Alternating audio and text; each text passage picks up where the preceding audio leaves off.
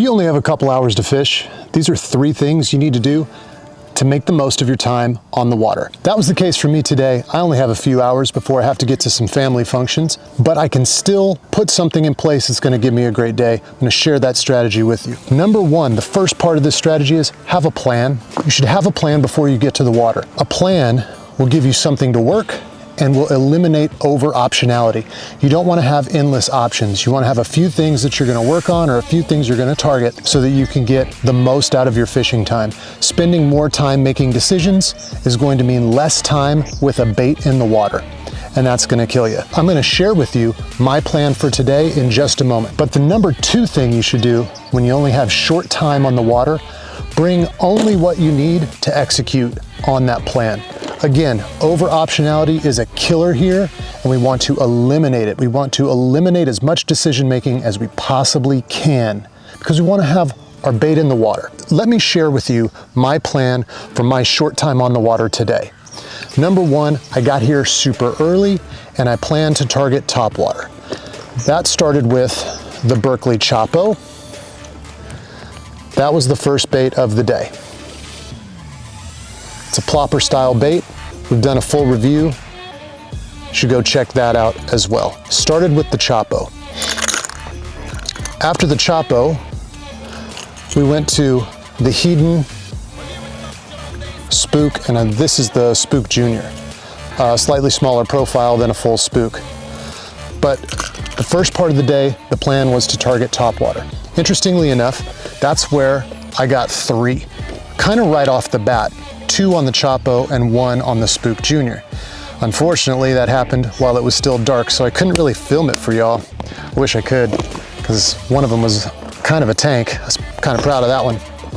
Okay, after the topwater bite was obviously done, I needed to move to something else. So I'm starting up on top of the water with the Chapo fairly quickly, and then to the Spook Junior, a slightly slower retrieve with the walk the dog back and forth style.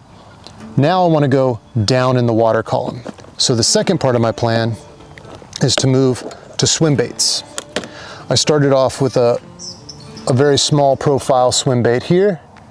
You can see that little guy, the ridges. I got a follow on this and then pretty much nothing. So I changed with a clear day like today, I changed over to the white translucent. Got nothing there either. I didn't even get a follow on that. I wanted to change the profile, thought maybe, will they chase something a little larger? So I went over to this Exo Swim and still got nothing. They were just not chasing the swim baits today. That was part of my plan, and apparently it was the wrong plan, but that's what you do. So I went through several profiles, several colors, and just no luck. The next thing, my plan is to slow it way down and get finessey. And that's when I went to the Wacky Rig. So Wacky / Nico, using a Senko, green pumpkin. That's, you know, you can have any color you want as long as it's green pumpkin. I did have kind of this purple version as well.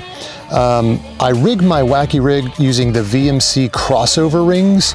I have a whole video on the crossover pliers and crossover rings that you should also check out. It makes it super simple and easy to change from a Nico style to a Wacky Rig style, and it lets your baits last just a lot longer.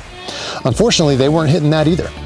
They were just not going to have anything to do with the Wacky Rig at this time. They weren't in close enough maybe. I was only able to fish from shore because, like I said, I only have a couple hours today.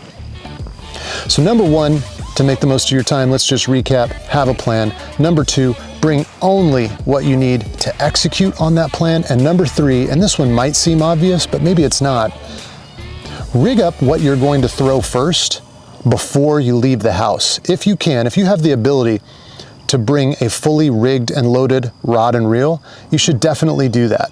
So the Chapo was on my bait caster before I got out here. It was ready to hit the water as soon as I walked down, and it's a good thing it was, because that's where my bites happened today. My finesse rig was already ready to go with one of the swim baits, a swim bait head. So once the topwater bite turned off, I was able to switch right over to the swim bait bite.